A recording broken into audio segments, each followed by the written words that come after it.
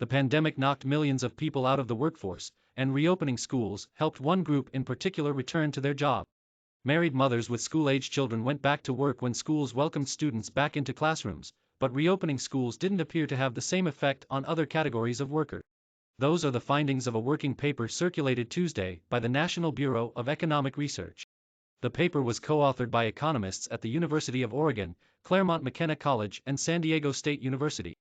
K-12 reopenings are associated with significant increases in employment and hours among married women with school-aged children, with no measurable effects on labor supply in comparison groups, the researchers wrote. However, students going back to classrooms had no significant effect on the number of hours worked by single mothers, women with no children, or married fathers who were the primary caregivers for their children, the authors found. The labor supply effects of school reopenings that we find for married women and the stark lack of any effects for other groups underscore the importance of caregiving in creating the gender wage gap, the researchers concluded. Students going back to classrooms had no significant effect on the number of hours worked by single mothers, women with no children, or married fathers. The gender wage gap refers to the disparity between women's and men's earning power. For example, women earned 84% of what men earned in 2020, according to the Pew Research Center.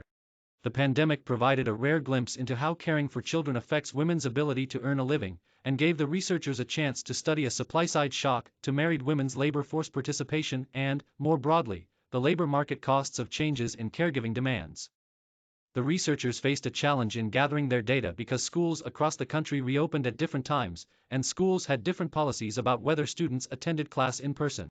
The researchers used mobile phone data from SafeGraph, a consumer tracking company, to measure foot traffic at K-12 schools as a proxy for local school reopening.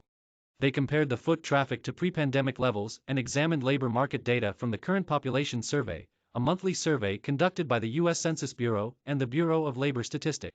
They confirmed that the mobile phone data correlated with school openings by consulting the COVID-19 School Data Hub, a crowdsourced database led by economist Emily Oster. The pandemic's impact on women. Our results suggest that married women with school-aged children changed both whether and how they worked based on whether schools reopen in person, the researchers wrote, meaning that school openings appeared to affect both whether married women were employed and whether they worked remotely or in person at their workplaces. School reopenings were associated with a 3.3 percentage point increase in employment outside the education sector for married women with school-aged kids, a 0.76 percentage point increase in weekly work hours outside of the education sector, and a 3.3 percentage point reduction in reported remote work. How large are these impacts?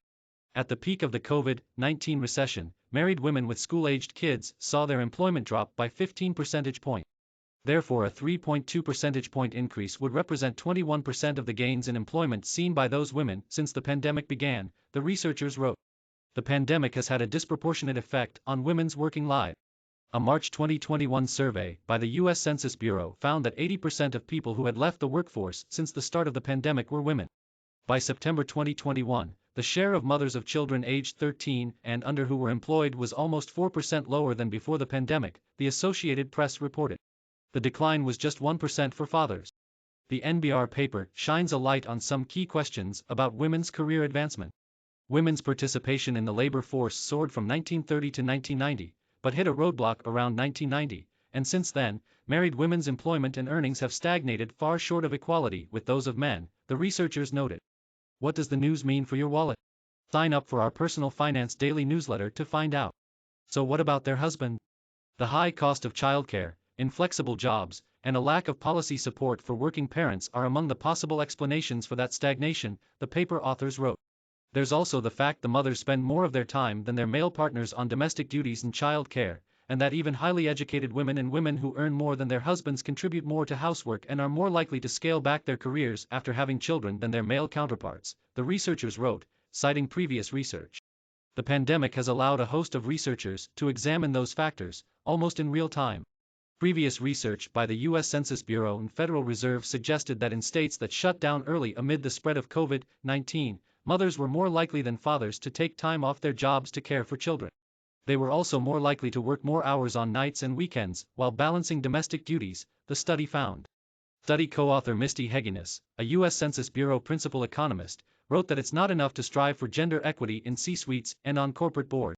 Those gains don't mean much if parents, especially mothers, lack affordable child care while they work, she said.